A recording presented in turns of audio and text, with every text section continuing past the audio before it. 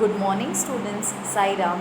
Today we are going to start with the next chapter, that is lesson number 2 revision, and the name of the lesson is the interrelationships between living things. Children, this chapter is little bit lengthy, but don't worry, we will do the revision of this chapter in parts so that you understand it in a better way. So are you ready? So let us start.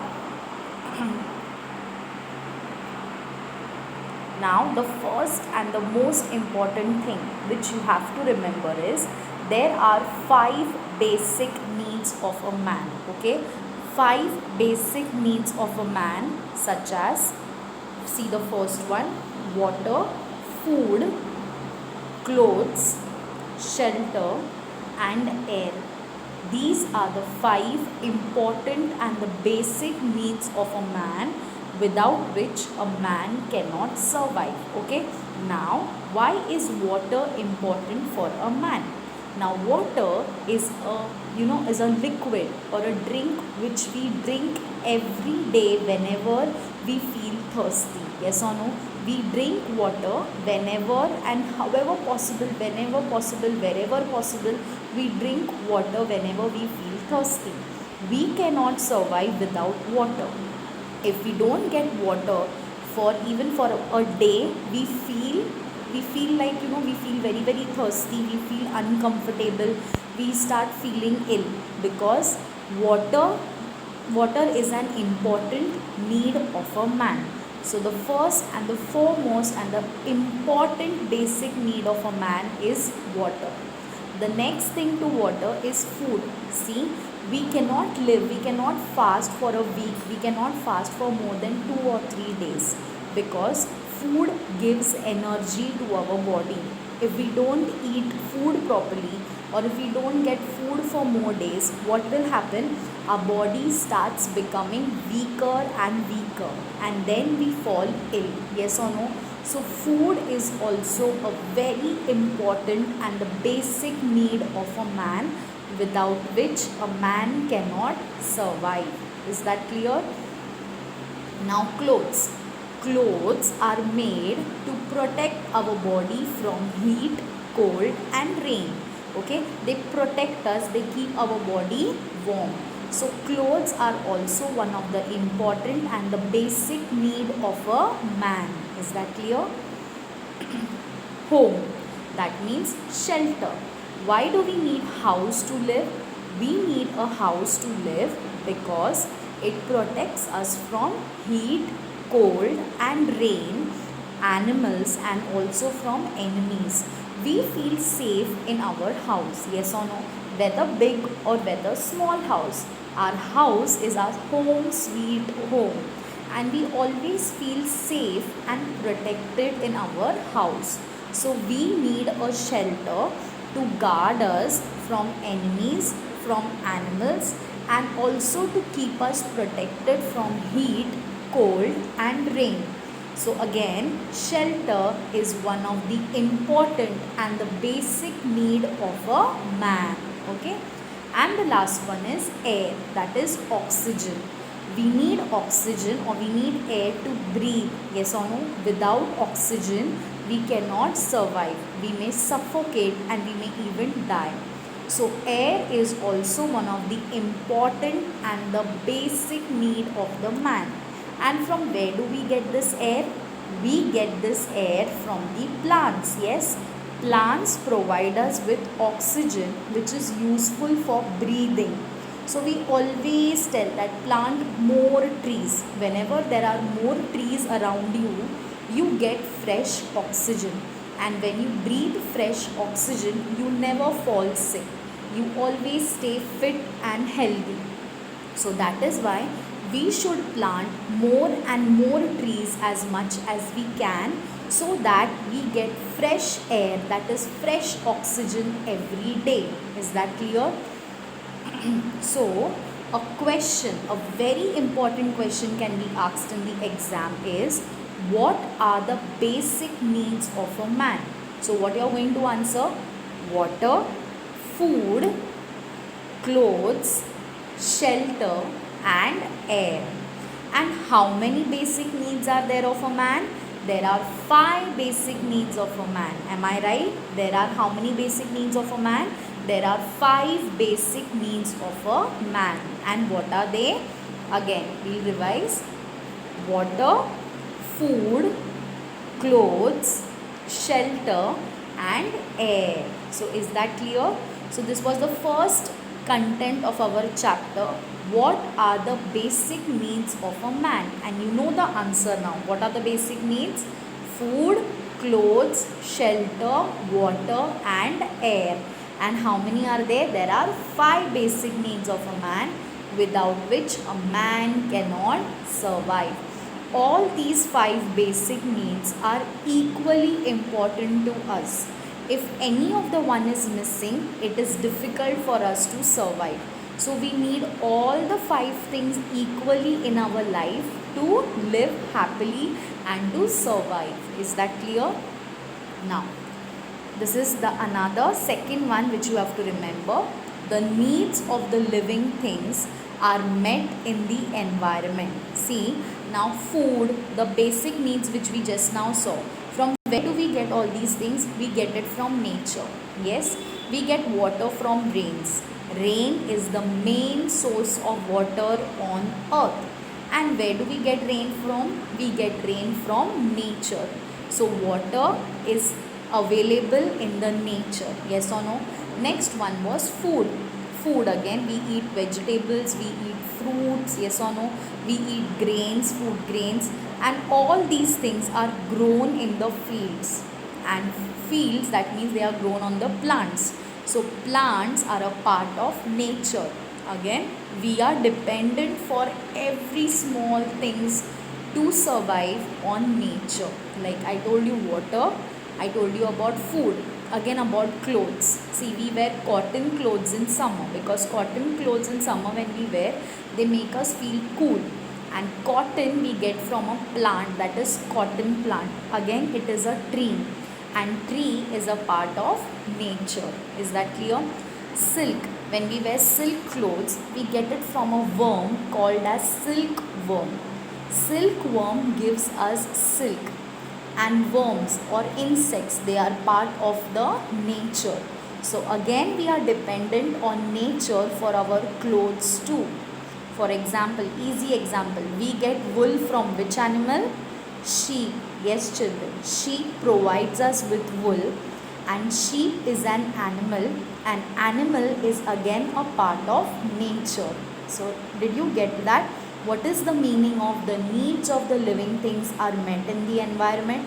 Whatever we eat, whatever we wear, whatever we use, all the things we get it from the environment, that is from the nature. Then next one was a shelter, that is home. A house is built of bricks, stone, cement and many other things.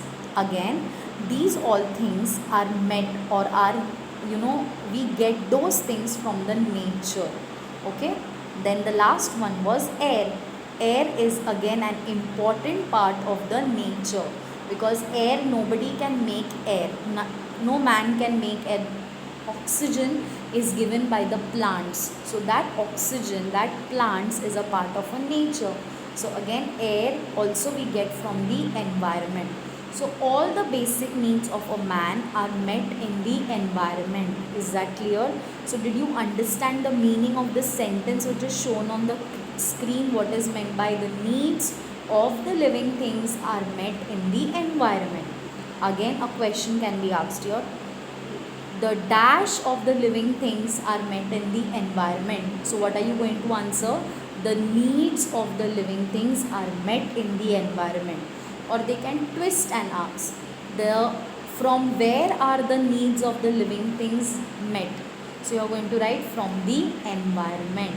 So see, one sentence can be twisted and can be asked in different ways. Is that clear? So you have to be perfect with that particular sentence, and you should be ready with the twists and turns which you can get in the exams. Now this same sentence can be asked as fill in the blanks. It can be asked as true or false. It can be asked as one word, or name the following, one sentence, anything. So one sentence has variety of subhead questions in it. So you should be always prepared. Once you know the sentence and once you know the meaning of that sentence, it will be very easy for you to, even answer the twists and turns of this question. Okay? Now see. That is, this is a picture of table and chair, that is furniture. Now furniture is made from wood, and wood we get from the trees. So it is, again we get this wood from nature. Okay.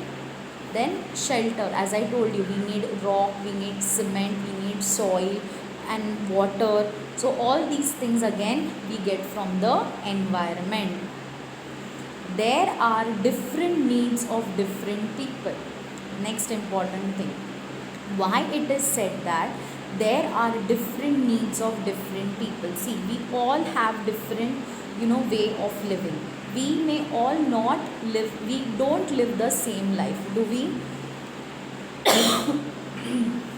What vegetable you like, it is not necessary that I should also like that same vegetable. We all have our favorite things, we all have our different likes for different things. So that is the meaning of there are different needs of different people. Example, now can you see a mouse is drinking water? Now a mouse is small in size, yes or no? It is a small tiny animal.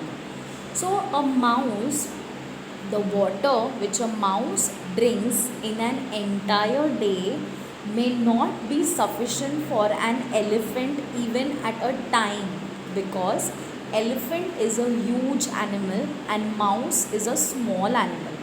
As mouse is a tiny animal, it requires small quantity of water, and as elephant is a huge animal, it requires more quantity of water. Yes or no? So we cannot say that everybody has same needs. Everyone has different needs according to their own choice. Okay? See, an elephant is a huge animal, so it requires more quantity of water. Am I clear now? Now a butterfly. A butterfly feeds, or it drinks the juice of the flowers. That is, a butterfly feeds on the nectar of the flowers. Again a question can be asked. What do the butterflies feed on? So what are you going to write? The butterflies feed on the nectar, that is the juice of the flowers. Nectar means juice of the flowers. So you should write only nectar of the flowers. Or it can be asked in fill in the blanks. The butterflies feed on the dash of the flowers. So what are you going to write? Nectar. Okay. Now a butterfly feeds on the nectar of the flowers. A frog eats insects. Yes or no? Again a question can be asked. A frog eats dash. What will you answer? Insects. Then a sheep eats grass. Okay. And a tiger eats other animals.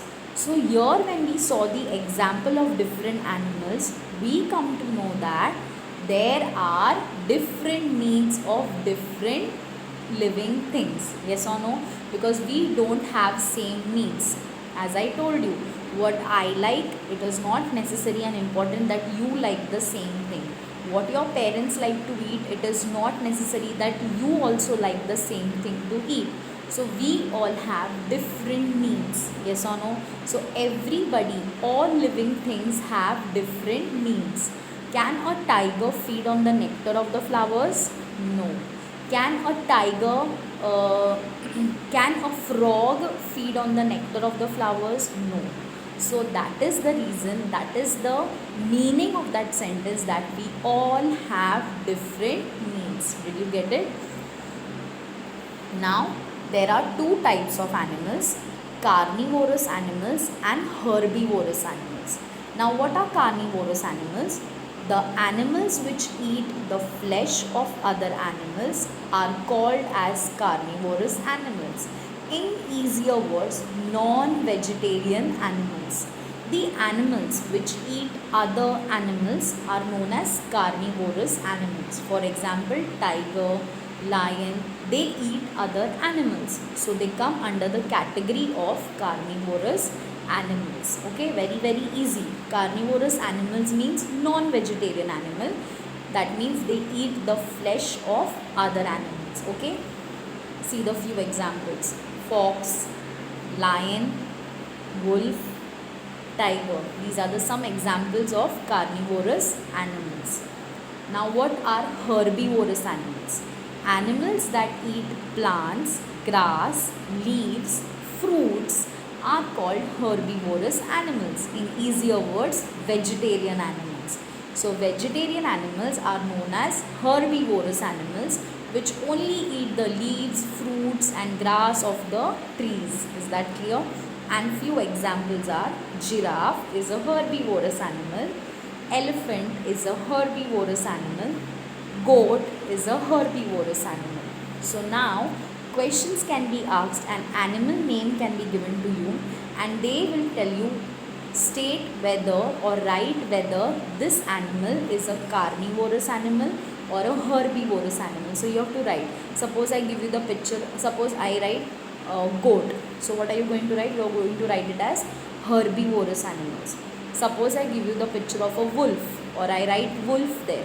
So what are you going to write? You are going to write carnivorous animal. So like that you should know the examples of carnivorous animals and herbivorous animals also. And you should know the meaning of carnivorous animals and herbivorous animals, so that for you to remind the examples, for you to recollect the examples of such animals will be easier. So am I very clear now? Okay. So this was the end of today's video and today's revision. It is not the end of the chapter, as I told you before only, that we are going to study the revision in parts so that you understand it better and in a easier way. Okay. Thank you for listening to me and have a good day.